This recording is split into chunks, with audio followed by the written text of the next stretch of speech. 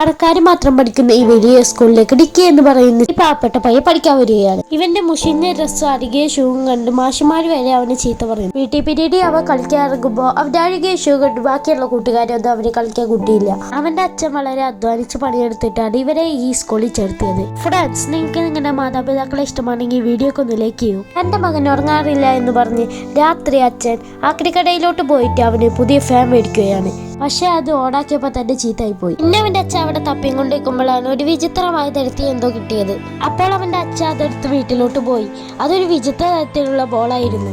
Dicky അതെടുത്ത് കളിച്ചതും അതിന്റെ ഉള്ളിൽ നിന്ന് ഒരു പട്ടിക്കുട്ടി പുറത്തോട്ട് വന്നു. അതിനവൻ സിജോസവ എന്നുള്ള പേരുമിട്ടു. ആ സിജോസവ എന്ന പട്ടിക്കുട്ടി ഒരു ചീന ആപ്പിൾ തൊട്ടതും അത് നല്ലൊരു ഫ്രഷ് ആപ്പിളായി. അതുകൊണ്ട് ഡിക്കിക്ക് ഭയങ്കര സന്തോഷമായി. ഡിക്കി പിറ്റേ ദിവസം പരീക്ഷയ്ക്ക് ആ സിജോസവനെ കൊണ്ട് പോയി. സിജോസവ അവനൊരു സ്പെഷ്യൽ കണ്ണട കൊടുത്തു. അത് ഒരു ക്യാമറയായി മാറി എല്ലാ കുട്ടികളുടെയും പരീക്ഷ പേപ്പർ നോക്കി ചെക്ക് ചെയ്തു. ഇവന് കാണിച്ചു കൊടുത്തു.